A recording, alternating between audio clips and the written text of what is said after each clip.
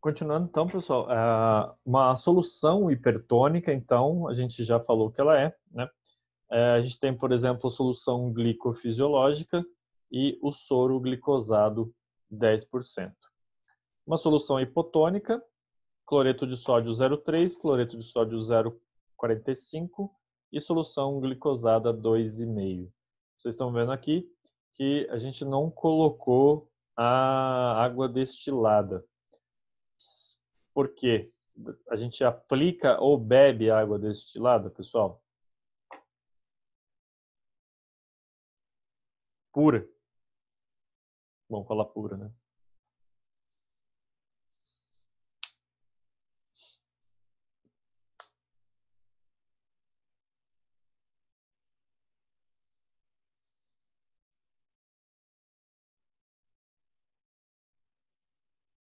Então, não, a gente não aplica, né, a água destilada pura, tá? Não toma, não pode tomar também. É muito perigoso tomar água destilada pura, porque se ela é uma solução hipotônica, quer dizer que ela vai, o nosso tecido vai atrair muito dessa água, e aí atraindo muito dessa água, nossas células podem inchar até explodir, tá bom? Então, não é indicado tomar água destilada em grandes doses. Então, a apresentação de soluções, então quando eu estou lendo lá a minha embalagem, eu leio, por exemplo, SG 5%, ou seja, soro glicosado 5%, quer dizer que em 100 partes eu tenho 5 de glicose. Se você fizer uma conta, por exemplo, a maioria, né, o mais comum ali tem um soro glicosado de, vamos lá, exercitar a matemática neste momento breve. Soro glicosado 5%, 500 ml. Quanto eu tenho de glicose nesse negócio? Quanto de glicose dá, pessoal? Vai. Vou contar 1 minuto e meio. Valendo. Vai lá. Soro glicosado, 5%, 500 ml. Olha! Show de bola, Miriam. Parabéns. Isso mesmo. Então, por que que a Miriam acertou esse negócio? Miriam, explica o seu raciocínio para nós. Consegue?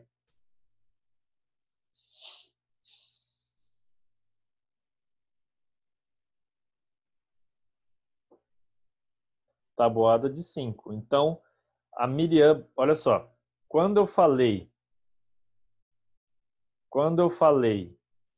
500 ml, olha só, 500 ml. A Miriam já foi lá e multiplicou isso aqui por 5. Se tem que ter 500 ml, né, se tem que ter 5 vezes o volume de água, tem que ter 5 vezes o volume de glicose. Então, 5 vezes o volume de glicose, ou seja, 5 vezes 5, 25. Eu fico com 25 gramas de glicose. Esse é um raciocínio direto, sem regra de 3. É uma regra de 3 que você acaba fazendo sem nem perceber quando você pega o jeito, tá bom? Mas isso aí a gente vai acertando, relaxem, tá? Então, sobre as nossas doses, né? A posologia, então, vai ser... Eu estou repetindo posologia, ainda não defini o que ela é. Basicamente, como é que você vai administrar as doses daquela medicação. Se eu estou falando de dose mínima, quanto que esse medicamento, quanto você toma desse medicamento, para que ele produza o efeito terapêutico. Levotiroxina, por exemplo, é uma dosagem super baixa que já inicia o efeito terapêutico, né? Eu também tenho a dose máxima, que é antes de atingir o efeito tóxico ou o efeito letal, né? Que é a dose letal para causar a morte. Existe um medicamento chamado digoxina, não sei se vocês já ouviram falar. Ele é um medicamento dos mais insuportáveis do universo. Por quê? A faixa terapêutica e a faixa letal dele, né? Elas são muito, muito, muito próximas. É tipo coisas de 0,5 miligramas a mais ou a menos, você tem efeito zero ou você tem a morte do querido paciente. Então é por isso que a gente tem que saber medicação antes de aplicar. Ah, é digoxina? Né? Pode tomar mais um sim, não tem problema. Não é assim que funciona. Tá? Nenhum medicamento ele deve ser tratado com negligência. Os fármacos, de forma geral, eles podem ser agonistas, antagonistas, ou então eles são competitivos. Os agonistas, pessoal, eles vão sempre intensificar, né? Eles vão estimular algum fator já predisponente ou então que está em falta. Existem medicações, por exemplo, para depressão e estimulam a produção de endorfina. A levotiroxina produz, né, regula a produção do hormônio T3 e T4.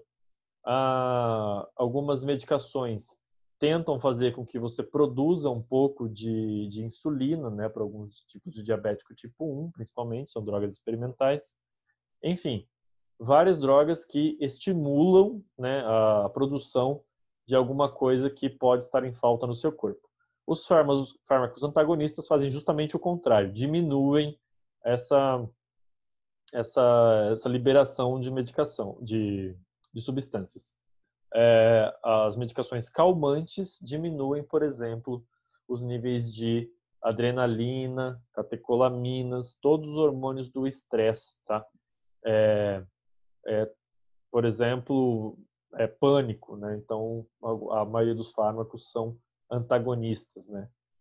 Mas ele pode ser, por exemplo, um fármaco que, na verdade, corta o efeito de X substância se ligando junto com aquilo, né? São os competitivos. O exemplo típico, né, de fármaco é a cocaína. A cocaína briga pelos sítios de endorfina no cérebro e aí a endorfina se liga, a cocaína se liga por muito mais tempo, com muito mais potência, e aí a endorfina acaba meio que perdendo o efeito e você se torna o escravo da cocaína, né? A sua endorfina endógena já não faz muito efeito, e aí, como a cocaína é competitiva, ela acaba ganhando a briga e você já não quer mais ter só a endorfina, só quer só a cocaína, tá? Então, para a gente, né, o que é importante fica aqui: ação de fármaco, dosagem, via administração e absorção, né, que é toda a parte de farmacocinética, para que a gente consiga entender os 13 certos. Eu ia dar uma revisão de via de administração, mas eu acho que vocês já estão careca de saber. Eu só vou colocar uma coisa que a gente não falou, que é a via intratecal. A via intratecal no líquido cérebro-espinal, né? Então, são as anestesias, né, espinhais, que pode ser a RAC ou a RAC ou a RAC ou a... Qual que é o nome da outra? Anestesia RAC medular ou anestesia... Alguém lembra? Alguém já viu? Alguém conhece? Me ajudem.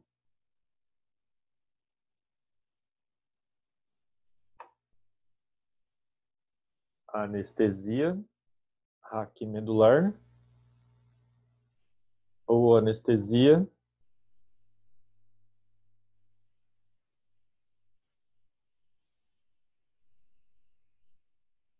Ui. Enfim, tá bom. Vocês não querem saber? Então, beleza, vamos passar. Então, os 13 certos.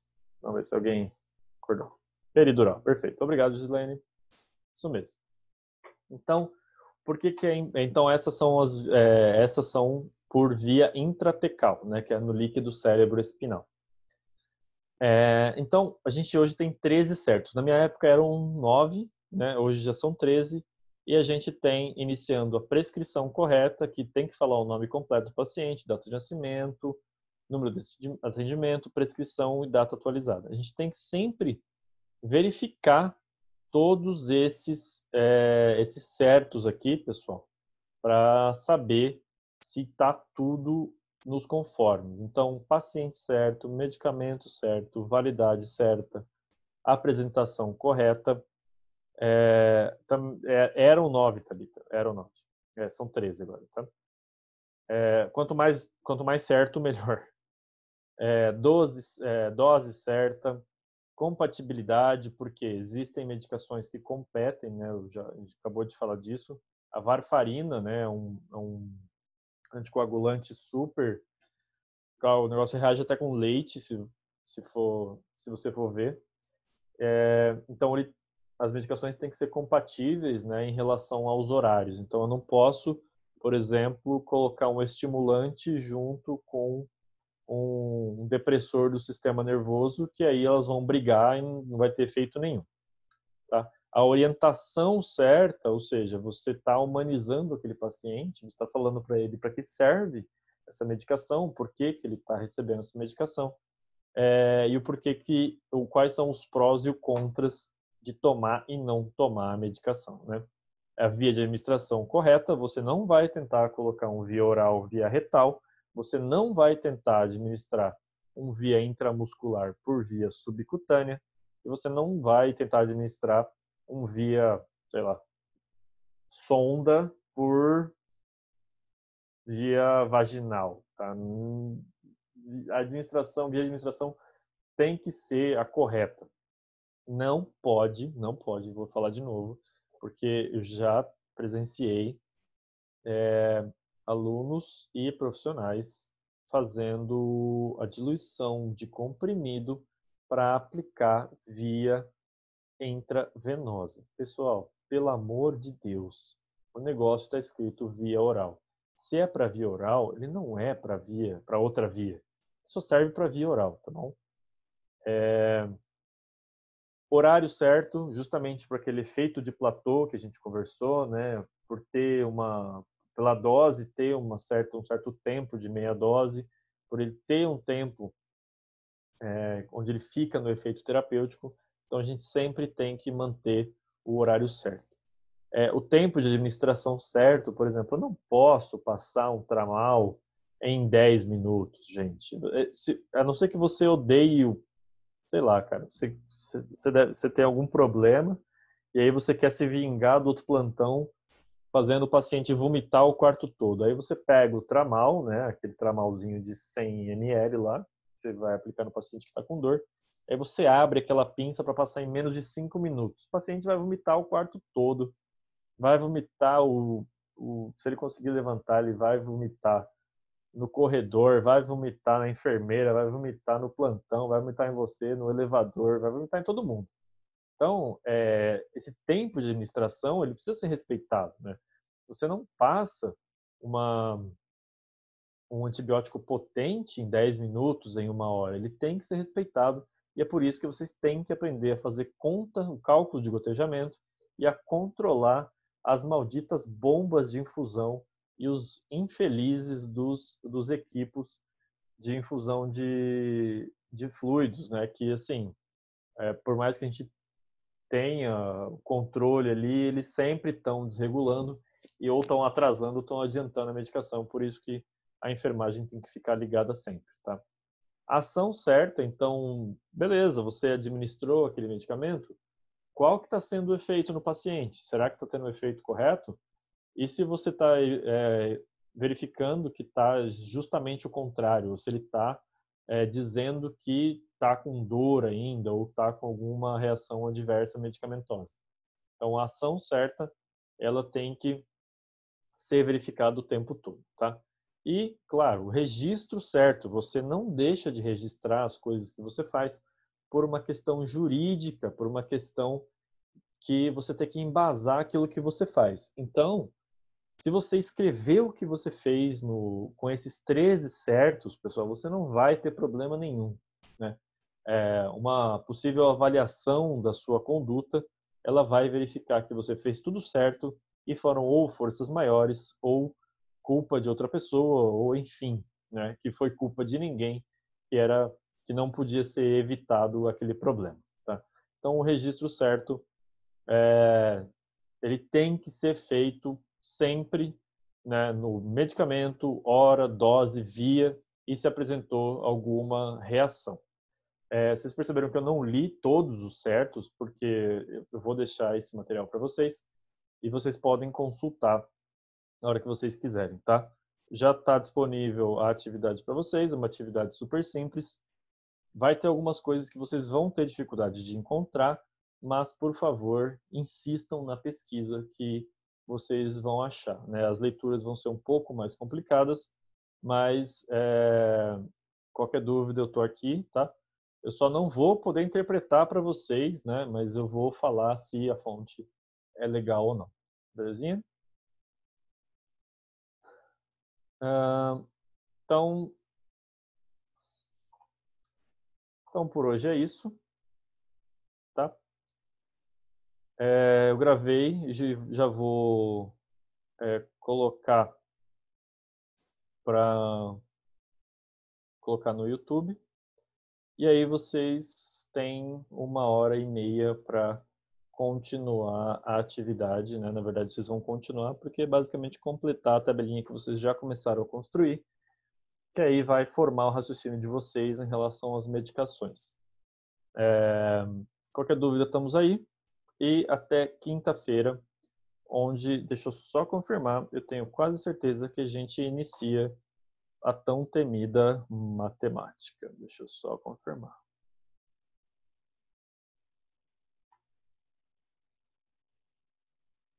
Não, a gente vai falar de segurança nas medicações. E aí, por enquanto, a gente vai deixar um pouquinho mais para frente a matemática, mas não se preocupem, ela virá, tá bom? Gente, boa noite. Estou aqui até as 10h30 de qualquer maneira. E qualquer dúvida, me pergunta, tá bom? Um abraço para vocês. Professor, Oi, pode falar.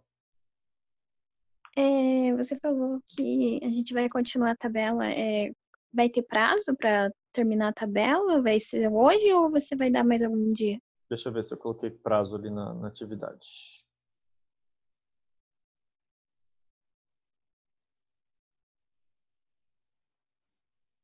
Eu coloquei a data de entrega para o dia 17. Vocês querem mais prazo? Para mim tá bom. E aí, pessoal?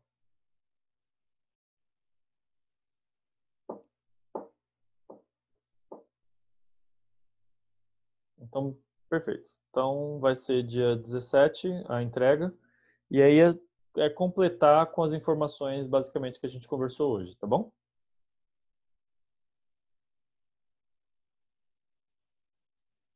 Então, belezura.